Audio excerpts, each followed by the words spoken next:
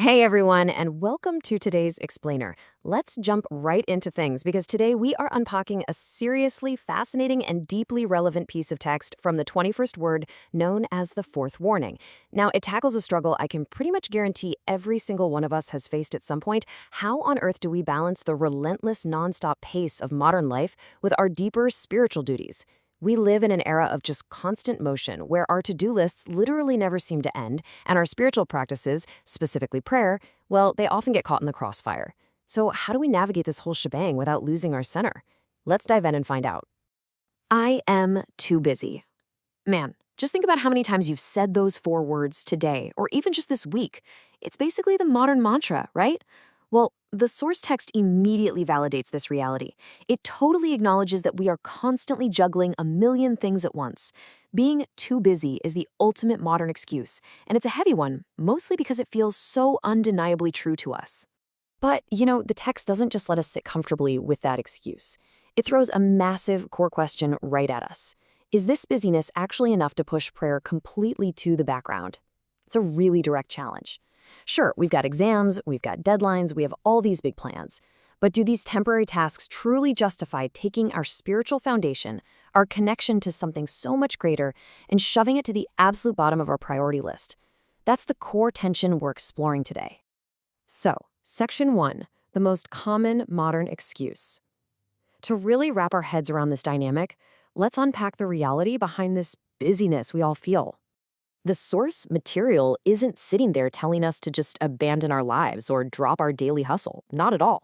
It completely validates that classes, exams, and demanding work schedules are very real things. Making a living, planning for the future, showing up for our families, these are all entirely necessary, legitimate responsibilities. The text explicitly points out that a person simply must work, study, seek their livelihood, and fulfill their duties. The physical world demands our attention, and the text literally does not dismiss that fact for a single second. But here's where it gets a bit tricky. Section 2, the balance of servanthood and worldly affairs. The crucial point here is how we actually define balance. According to the source, balance isn't about perfectly splitting your time 50-50.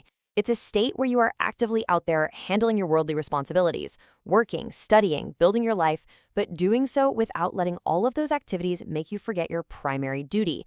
And the text defines that primary duty as servanthood to God.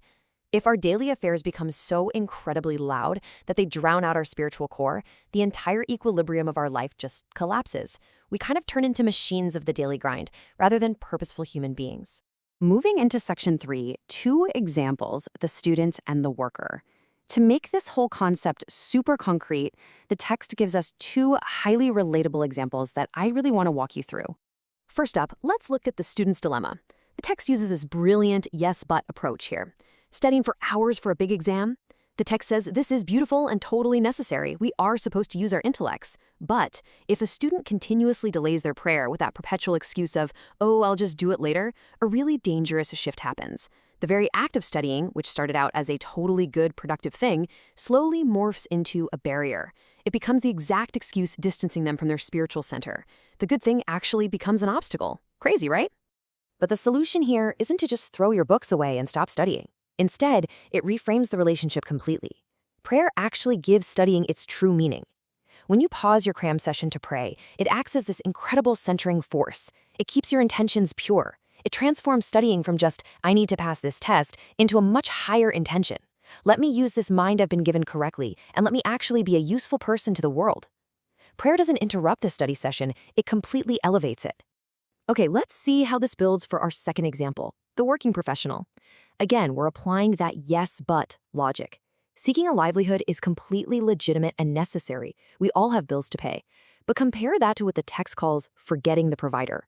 When we get so hyper-focused on chasing a paycheck that we totally forget the ultimate source of that provision, the text argues that it's going to exhaust us from the inside out. We end up taking the entire weight of the world onto our own shoulders. And let me tell you, that kind of spiritual exhaustion will drain you far faster than any physical work ever could. And this brings us to the ultimate real game changer of this entire explainer. We so often view prayer as this competing burden against our busy schedules, right? Like it's just another chore fighting for our time on the calendar. But the source argues the exact opposite. Prayer is not the burden. It is the very foundation that brings order, measure, and actual blessing to your work. It's the anchor that keeps your ship steady when the storm of the workday hits. So, if we actually buy into this philosophical shift, how do we practically pull it off? Section 4, Putting Prayer at the Center of Life. The source provides a wonderfully simple, immediate takeaway here. Step 1. Before you map out your meetings, your classes, or your grocery runs, physically place your prayer times into your daily schedule first. Make them the immovable pillars of your day. Then, step 2. Organize your worldly hustle around those pillars. Instead of trying to squeeze your spiritual life into the leftover margins of your day, because let's be real, there are literally never any margins left, you build your entire day around your spiritual core. What I absolutely love here is the grace the text offers us.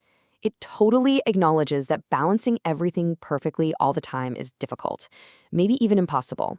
But even if you cannot execute your schedule perfectly every single day, by simply prioritizing this structure, you will have established the right center for your life. You've protected that spiritual foundation. And when the center is strong, the rest of your life can totally weather the chaos. So, as we wrap up this explainer, let's just distill the absolute core truth we've uncovered. Worldly affairs, your jobs, your exams, your bills, they are a very real part of life. But they are not the entirety of life. They are temporary. Prayer serves as this constant, daily reality check that reminds us of this vital distinction.